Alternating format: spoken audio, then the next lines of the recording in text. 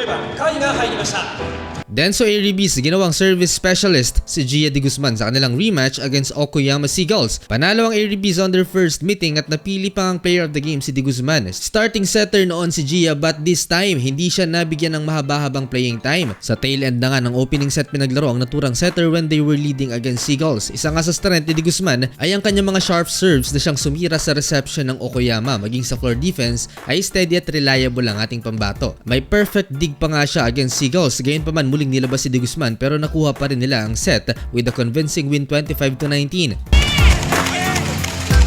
Nagiba ang timpla ng laro sa second set dahil all of a sudden naungusan agad sila ng Okoyama. Lumamang pa nga ng 5 ang Seagulls pero unti-unting hinabol ng Airibis. Down by 1, ipinasok ulit si Gia at agad na nakapuntos via service ace. Tila service specialist ang papel ngayon ni Gia dahil pinapalitan na rin agad ito right after losing a point. Unfortunately, naging predictable ang mga plays ni Yamaguchi kay Rosa Maria kaya naman naitakas pa ng Seagulls ang dikitang set.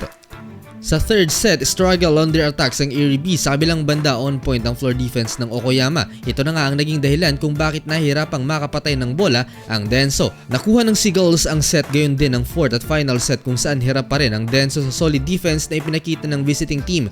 After this loss, kailangang maipanalo ng Airibis ang kanilang last remaining 2 games para makapasok sa quarterfinals. Sa ngayon, nasa ika-6 na pwesto pa rin ang Denso with 10 wins and 10 losses. Samantala, no bearing na for JT Marvelous ang kanilang mga remaining games dahil pasok na nga sila sa semifinals. Nakalaban nila recently ang rank number 10 na PFU Blue Cats. Team effort ang nagpapanalo sa JT Marvelous kung saan well distributed ang kanilang scoring production. Sa game na ito, nagbabalik ang kanilang veteran setter na si Aki Momi after being fielded for the first time this season. Dito niya naitabla ang kanyang first assist kay Jaja Santiago via B-Quick.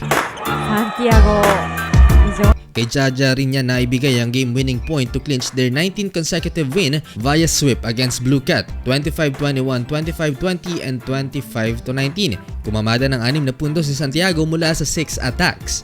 ましたが、セカンドレグは高層が入ることが、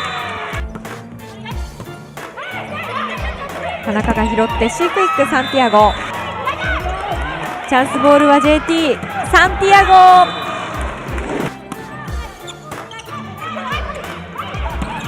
サンティアゴ、非常に高いところ、ネットイン、田中拾う、サンティアゴが入っています。